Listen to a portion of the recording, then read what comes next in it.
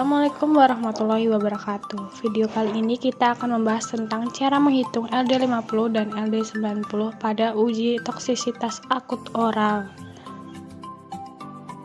Sebelumnya, perkenalkan kami dari kelompok 3 dengan anggota kelompok Khofifah Maharani, Intan Olivia Putri, Nelda Kurniasari, dan Dimas Dwi Prasetyo. Untuk menghitung LD50 dan LD90 kita menggunakan 4 metode.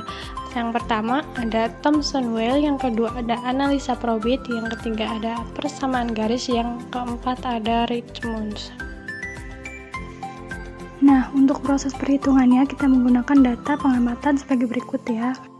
Di sini dengan jumlah mencitnya sama 5, dengan kelompok uji yang pertama dengan dosis dofilin 300 mg per 70 kg bebek manusia dengan jumlah kematian 1.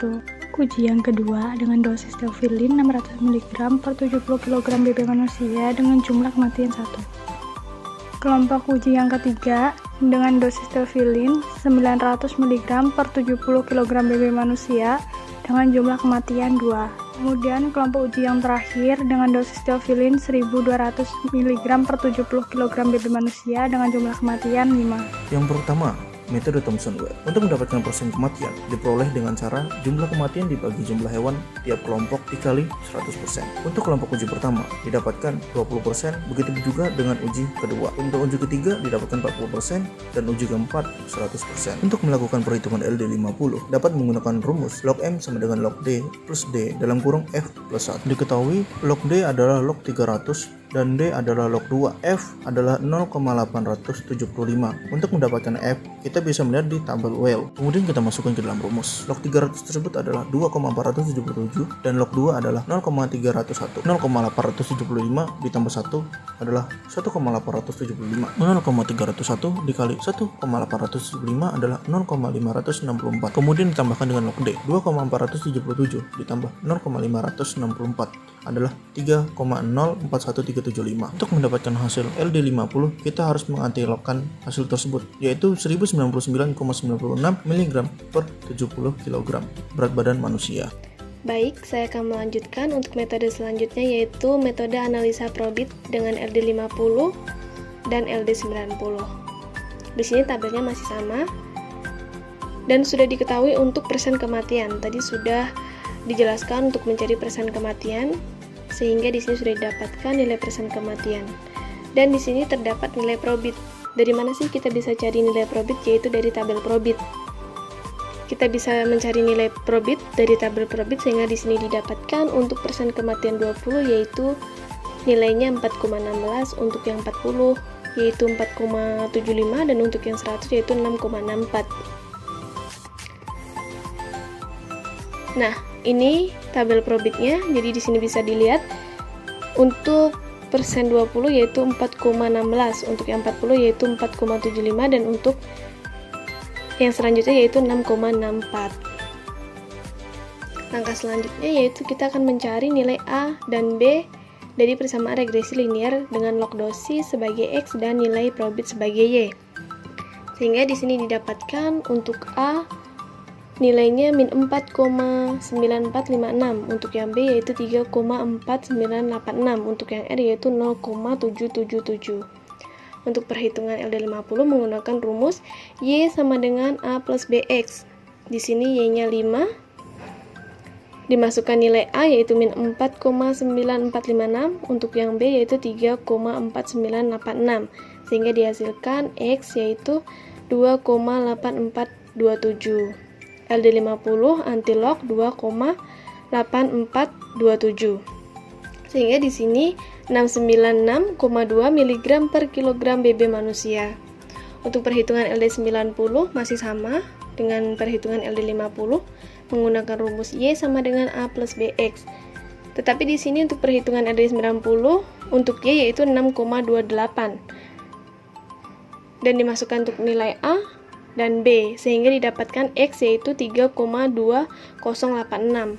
LD90 antilog 3,2086, sehingga 16,58 mg per kilogram BB manusia.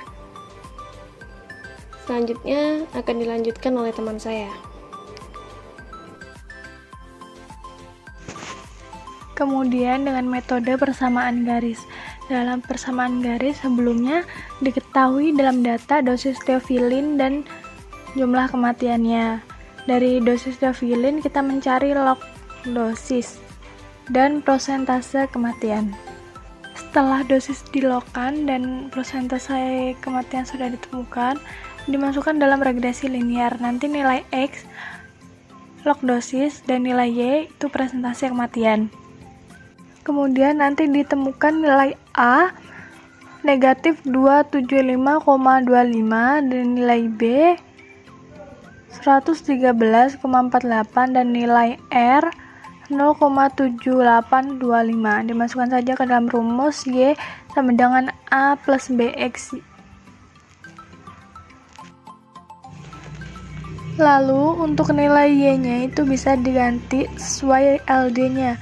Nilai LD 50 berarti nilai Y nanti 50. Langsung saja kita hitung, dimasukkan saja nilai Y-nya, dimasukkan 50 karena kita mencari LD 50, dan nanti diketemukan nilai X. Nilai X-nya 2,8661. Dari nilai X tersebut kita antilogkan. Antilog X dan antilog 2,8661 ditemukan 734,68, satuannya miligram per kilogram BB manusia. Lalu bagaimana dengan LD90? Untuk LD90, Y-nya nanti dimasukkan angka 90 dan dimasukkan nanti ketemu nilai X 3,2186. Dan dari nilai X tersebut kita antilogkan terlebih dahulu. Antilog dari X, antilog 3,2186, ditemukan hasil 1654,24 mg per kilogram babi manusia. Dalam hasil tersebut menunjukkan potensinya sedikit toksik. Oke, sampai juga di perhitungan LD50 dan LD90 yang terakhir, yaitu menggunakan metode Rich and Much. Dapat dilihat tabelnya kurang lebih sama seperti teman-teman saya yang di atas menjelaskan juga.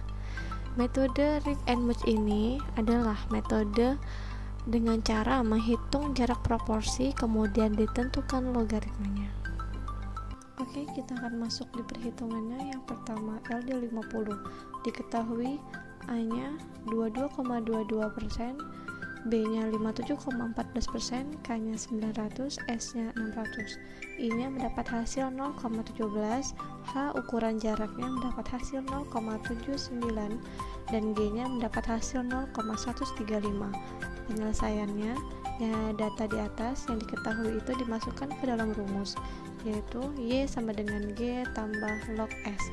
0,135 ditambah log 600, 0,135 ditambah 2,778, dan mendapat hasil Y sama dengan 2,915.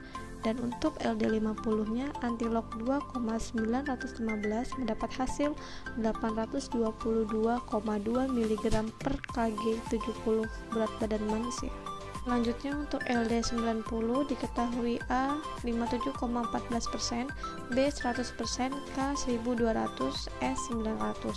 I-nya 0,124, H ukuran jaraknya 0,76, dan G 0,09424. Penyelesaian rumus dimasukkan diketahui, yaitu Y sama dengan G tambah log S 0,09424 ditambah log 900. 0,09424 ditambah 2,954, Y-nya 3,048. Itu hasil akhirnya. Lalu untuk LD90 antilog 3,048 menjadi hasilnya 117,48 mg per kilogram 70 berat badan manusia. Oke, sekian dari kelompok kami mengucapkan terima kasih. Semoga bermanfaat. Wassalamualaikum warahmatullahi wabarakatuh.